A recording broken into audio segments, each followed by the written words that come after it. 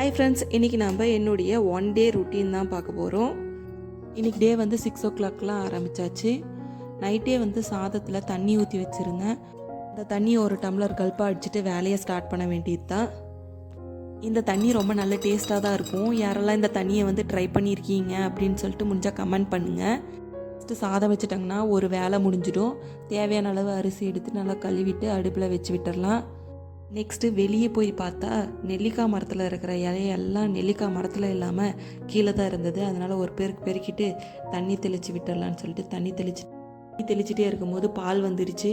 First நம்ம coffee போட்டுடலாம் அப்படின்னு சொல்லிட்டு காஃபி போட வந்தாச்சு. வச்சுட்டு போன அரிசி வந்து ஒலை கூட கொதிக்காதனால பால் வந்து காய வச்சு ஒரு காஃபியை போட்டுற வேண்டியது தான். காஃபி குடித்தாதான் அந்த டேவே நல்லா போகும்.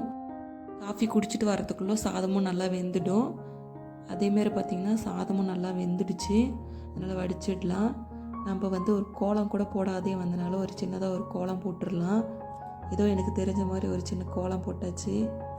சாதம் வடித்தாச்சு. நெக்ஸ்ட்டு சாம்பாருக்கும் பொரியலுக்கும் ரெடி பண்ண வேண்டியது தான். முருங்கைக்காய் கத்திரிக்காய் போட்டு சாம்பார் வைக்கலான்ட்டு சாம்பாருக்கு ரெடி பண்ணிகிட்டு இருந்தேன். கிடைக்கிற சின்ன சின்ன கேப்பில் வந்து பையனை வந்து ரெடி பண்ணணும். அப்போ தான் இந்த டைம் வந்து மேனேஜ் பண்ண முடியும். அவ்வளோதான், சாம்பார் வந்து கூட்டி விட்டாச்சு. இந்த சாம்பார் பொடி வந்து ரொம்ப நல்ல டேஸ்ட்டாக இருக்கும். நானே ஓனாக அரைச்சது தான். உங்களுக்கு வேணுன்னா கமெண்ட் பண்ணுங்கள். நெக்ஸ்ட்டு பொரியலுக்கு வந்து ரெடி பண்ணிகிட்டு இருந்தேன். குடமிளகாவும் முட்டையும் போட்டு செஞ்சாங்கன்னா ரொம்ப டேஸ்ட்டாக இருக்கும். இந்த ரெசிபி ரொம்ப சிம்பிளாகவும் டேஸ்ட்டாகவும் இருக்கும். இந்த ரெசிபியோட ஃபுல் லிங்க் வந்து டிஸ்கிரிப்ஷனில் கொடுக்குறேன், வேணுன்றவங்க பார்க்கலாம். குடமிளகாவை பொறுத்த வரைக்கும் ஒரு 60% வேக வச்சிங்கன்னா ரொம்ப டேஸ்ட்டாக இருக்கும். பொரியல் ரெடி ஆகிடுச்சு. நெக்ஸ்ட்டு என் பையனுக்கு வந்து லஞ்சுக்கு கேரட் சாதம் வேணும்னு கேட்டிருந்தான். அதனால் கேரட் சாதம் வந்து திருவிட்டு கேரட் சாதமும் ரெடி ஆகிடுச்சு. கேரட் பொரியல் எங்களுக்காக செஞ்சுருந்தேன். இன்றைக்கி ஸ்நாக்ஸ்க்கு ஆப்பிள் வச்சுருந்தேன். ஆப்பிளில் லைட்டாக லெமன் பிழிஞ்சு விட்டிங்கன்னா கலர் வந்து சேஞ்ச் ஆகாமல் இருக்கும் ரொம்ப நேரத்துக்கு. அவனுடைய லஞ்ச் ரெடி ஆகிடுச்சு. சின்ன சின்ன கேப்பில் வந்து அவனையும் ரெடி பண்ணி விட்டாச்சு. வீடியோ எடுக்கிறத பார்த்து தான் அவனுடைய சேட்டை வந்து அதிகமாகிடுச்சு. ஸ்கூலுக்கு எப்பயுமே ஹாப்பியாக தான் ரெடி ஆகுவாங்க. இன்னும் ஃபஸ்ட் டேலேருந்து அழுதுதே கிடையாது. ஹாப்பியாக போயிட்டு வந்துடுவாங்க. அவங்க கிளம்பும்போது டைரி மில்க் ஐஸ்கிரீம் வேணும் அப்படின்னு சொல்லிட்டு கேட்டுகிட்டே தான் போனாங்க. இவங்கள ஸ்கூலுக்கு அமுச்சு விட்டாச்சு. நெக்ஸ்ட்டு இவங்கள வந்து ரெடி பண்ணி ஸ்கூலுக்கு அமுச்சு விடணும். என் பொண்ணு பார்த்திங்கன்னா ரெடி ஆகிட்டா. நெக்ஸ்ட்டு இவங்கள சாப்பிட வைக்க வேண்டியது தான். இவங்களே ஓரளவுக்கு எடுத்து சாப்பிட்டுக்குவாங்க. நெக்ஸ்ட்டு நாம் ஊட்ட வேண்டி வரும். அதுக்குள்ளே நாம் சாப்பிட்டணும்னு சொல்லிட்டு நான் சாப்பிட்டுட்டு இருந்தேன். 2 பேரும் சாப்பிட்டு முடிச்சுட்டு ஸ்கூலுக்கு வந்து கிளம்பியாச்சு. வீட்டில் இருந்து கிளம்பும் போது ஹாப்பியாக இருப்பாங்க. பட் ஸ்கூல் கிட்டே போனாங்கன்னே அழ ஆரம்பிச்சிடுவாங்க. ஃபஸ்ட் டேலேருந்து இன்ன வரையும் அழுந்துட்டு தான் இருக்காங்க. கொஞ்சம் நேரம் கழித்து சமாதானம் ஆகிடுறாங்க அப்படின்னு சொன்னாங்க. மற்ற பசங்களாம் ஜாலியாக என்ஜாய் பண்ணிகிட்டு இருந்தாங்க. பாருங்கள், இவங்க மட்டும் அழுந்துகிட்டே இருப்பாங்க. இன்றைக்கி லேட்டாக தான் ஸ்கூல் போச்சு. ஒரு 1 hour மட்டும்தான் இருக்கிற மாதிரி விட்டுட்டு வந்திருக்கேன்.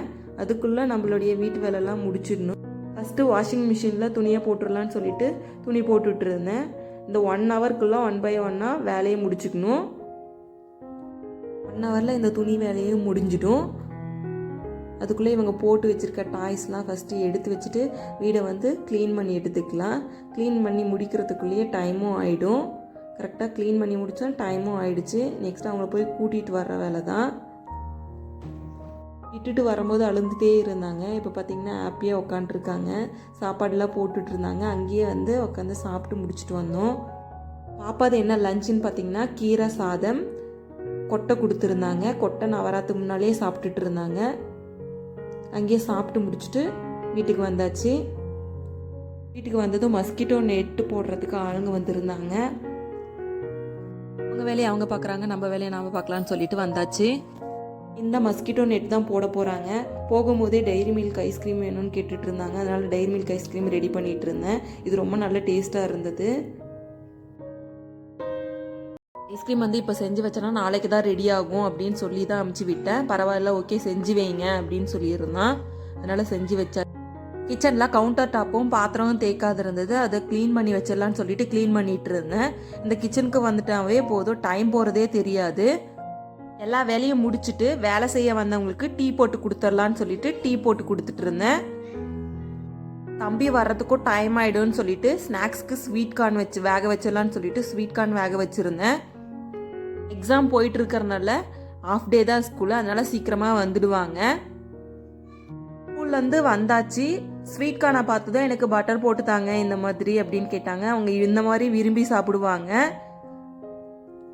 பாப்பா வந்து நல்லா இருக்குன்னு சொல்லிட்டே சாப்பிட்டாங்க. நான் வீடியோ எடுக்கிற வேலைக்கும் தம்பி இந்த மாதிரி சொல்லிட்டு இருந்தான்.